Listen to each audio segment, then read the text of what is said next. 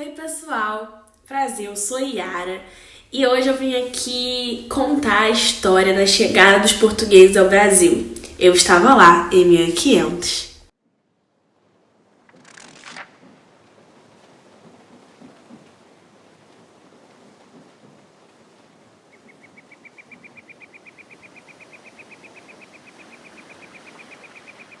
Tudo começou em 1500, quando Pedro Álvares Cabral decidiu embarcar na sua segunda expedição marítima. E nessas embarcações foram diversas pessoas, entre 1.200 e 1.500 pessoas. Dentre elas, tripulantes, homens de guerra, agentes comerciais, escrivões, o mestre João, corpos religiosos, indianos e degradados também. Essas embarcações saíram de Lisboa no dia 9 de março de 1500, rumo à Índia.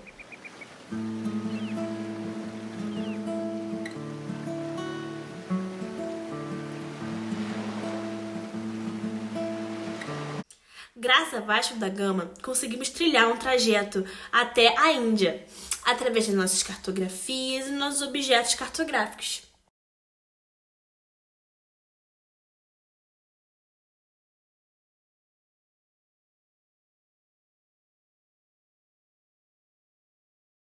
Então, para chegar ao continente asiático, era necessário contornar a África. E, para isso, os navegadores tinham que se afastar das costas africanas para evitar calmarias. Então, pesquisadores e historiadores acreditam que Pedro Álvares Cabral tenha se afastado demais dessa rota e, por isso, conseguiu encontrar terra firme, que no caso era o Brasil. Espantado viu-se indígena ao chegar das caravelas. Era Cabral, achando que aqui eram as Índias. Assim que os portugueses chegaram nessa terra desconhecida, haviam vários índios na praia. Então, eles pegaram 2 índios para eles terem um melhor conhecimento da terra. E no outro dia, nesse dia era dia 25 de abril, houve, em média, 200 índios na praia, à procura desses índios que os portugueses haviam, entre aspas, raptado. Então, os portugueses eles conseguiram estabelecer com os indígenas uma relação cordial e os portugueses, através dos indígenas, conseguiram conhecer um pouquinho da terra deles. E no futuro seria colonizada por eles. Olá, eu sou Cabral, você quem é? Sou indígena aqui, sou morador. Caço vivo nessa terra verdejante, cheia de cor. E assim se fez um laço, um passo ao futuro. Porém, nesse mesmo período, voltando um pouco, a Espanha também estava realizando diversas expedições e em 1492 eles descobriram o Caribe. Então, para que não houvesse problemas, os portugueses e os espanhóis fizeram um tratado que se chamava Tratado de Tordesilhas. Então, esse Tratado de Tordesilhas, ele dizia que dava o direito aos portugueses a 370 léguas a oeste, como direito dos portugueses dessas terras descobertas.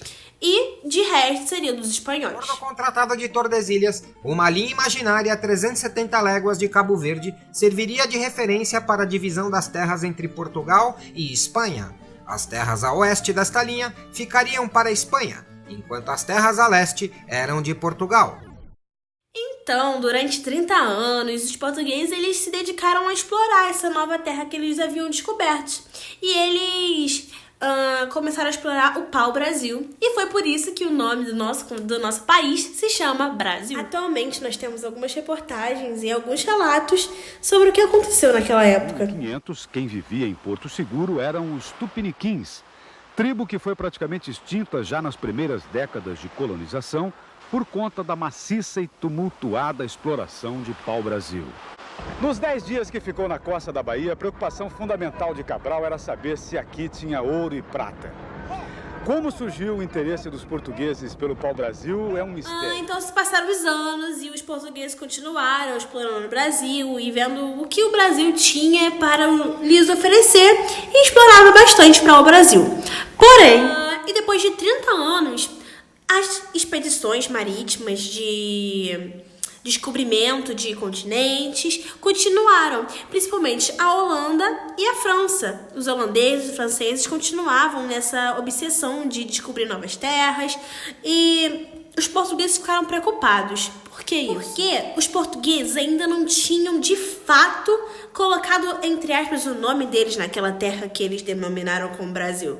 E como os franceses e holandeses iam saber que aquela terra realmente era deles? Porque apenas eles tinham um tratado com a Espanha e os holandeses e os franceses. Como que eles fariam para mostrar que aquela terra era realmente deles? Foi assim, então, que os portugueses começaram a colonizar o Brasil. Começou-se, então, a primeira tentativa de colonização. De início, os portugueses, eles tentaram aplicar um processo que se chama capitanias hereditárias.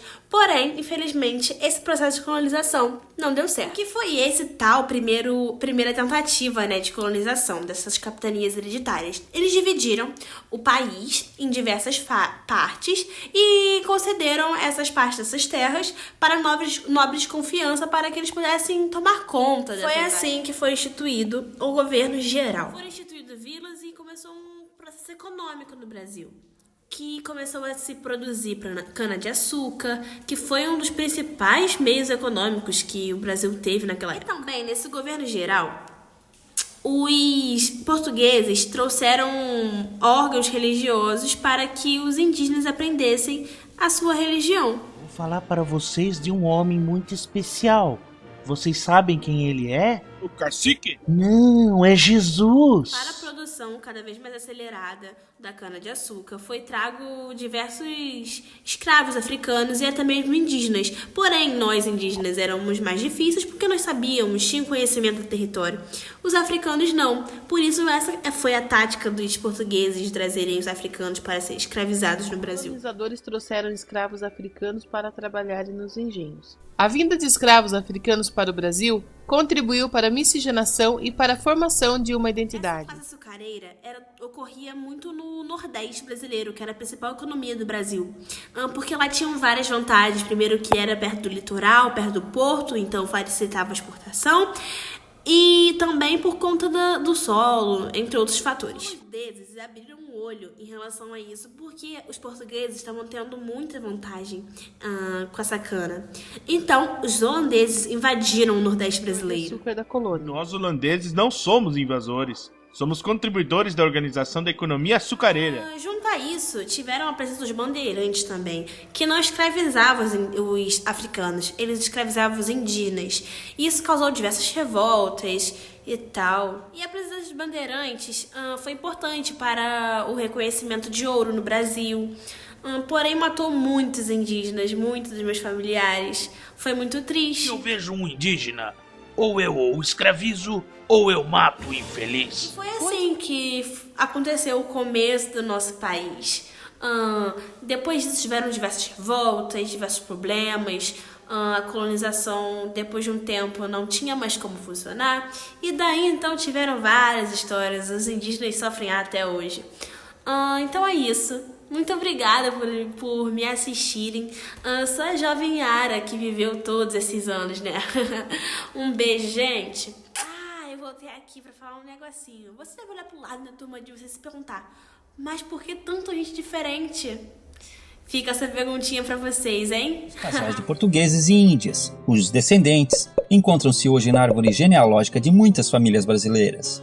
Além da cana-de-açúcar, os portugueses foram responsáveis ao longo do período colonial pela introdução do cultivo do cacau, da laranja, do café, de especiarias e também pela criação de gado no território brasileiro. Os colonizadores portugueses deixaram um rico legado na gastronomia brasileira, atribuindo-se a eles a criação da feijoada, a introdução do bacalhau e a produção da cachaça, graças aos inúmeros engenhos de açúcar. Na arquitetura, os portugueses importaram as principais correntes estilísticas da Europa, fazendo com que, ainda hoje, construções centenárias sejam declaradas Patrimônio Mundial pela Unesco, com grande destaque para a rica arquitetura religiosa, que expõe a forte influência do catolicismo no país. Porém, a maior herança portuguesa para a cultura brasileira é também a principal ligação entre os vários grupos étnicos e culturais que hoje habitam o Brasil, o nosso idioma.